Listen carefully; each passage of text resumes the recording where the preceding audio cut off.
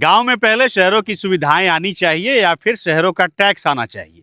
ये सवाल हम इसलिए कर रहे हैं क्योंकि अब बिहार सरकार ये कह रही है कि जो ग्राम पंचायत है वो गांवों से टैक्स वसूलेगी। तर्क ये है कि जब आमदनी पंचायतों की अपनी होगी तो उससे विकास होगा। मगर सवाल ये है कि अब तक की सरकारों ने बिहार के गांवों का कितना विकास किया है? 50% से ज्यादा बिहार के ऐसे गांव हैं जहां बुनियादी सुविधाएं नहीं हैं। 2011 की जनगणना के हिसाब से बिहार के 75 लाख लोग दिल्ली, महाराष्ट्र, पंजाब, गुजरात और दक्षिण के राज्यों में जाकर के काम कर रहे हैं। अब तक तो यह संख्या 1 करोड़ के पार चली गई होगी। उसके बावजूद भी बिहार सरकार लोगों को कह रही है कि आप यहां पर टैक्स भरिए। मगर बिहार के लोग ये सवाल कर रहे हैं कि हम रोजी रोटी के लिए, नौकरी के लिए महाराष्ट्र, गुजरात और पंजाब जाएं और टैक्स यहां बिहार में भरे। ये कैसा फैसला है सरकार का? ठीक है, अब तो भाई चलेंगे उसका टैक्स, खाना खाएंगे उसका टैक्स, ले सब ले टैक्स। जब खाला पेट में टैक्स कहाँ से देवन तुम मर जब सब का करबी। अब टैक्स जुम्मे ना करते सारा छोड़बे ना करते का कर जहर खा के मर जब सब बाले बच्चे। कहाँ से देगा पैसा सर आदमी? इसमें कोई फायदा होता थोड़ी ना है इस सब में। सोच तो रहे हैं कि मैंने टैक्स हम लोग के जनमरण है और कोई चीज़ है, टैक्स कहाँ से देगा आदमी?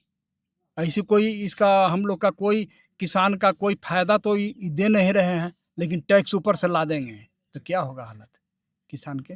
ये कोई गरीब चाहे मजदूर के तो मरण दम हो कोई हमने के लाभ नहीं मिलते, खाली परेशानी हुई थी आपको जो कहाँ सुरक्षा है। एक लेके लालू के जिले थी रेस में, लालू के थी मेरे में बढ़िया है। लेकिन शहर में लगे कोई दिक्कत है, वहाँ धानी आबादी है, यहाँ तो कोई आबादी उतना है नहीं, 2-4 गो आदमी आता है और क्या।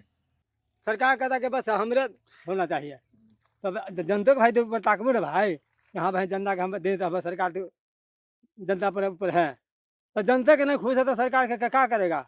गरीब गुरबा के पेट तो भरिए ना रहा है, आओ उसको मतलब टैक्स पर टैक्स ला दिएगा तो मर न गया तो कुर्ता वो उसको छीना जाएगा, जो पहन करके जनमनी चल रहा है ना वो भी लंगटे हो उसको कर देगा।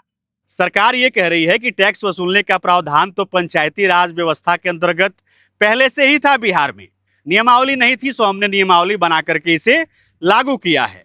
अरे भाई, कल के दिन आप नियमावली में ये लिख दे कि सांस लेने पर भी टैक्स लगेगा तो आपका विरोध कौन करेगा? बिहार के ग्रामीण इलाकों में प्रति व्यक्ति आय 3500 रुपए है। ये लोग आपके फैसले का विरोध करेंगे? कतई नहीं।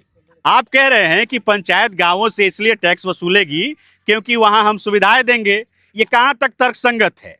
अगर पहले आपने गांव में सुविधाएं दी होती और सुविधाओं के बदले लोगों से कहते कि अब आपको टैक्स भरना है तो ये बात समझ में भी आती। मगर अभी जो आपने फैसला लिया है इससे गांव के लोग घबराए हुए हैं।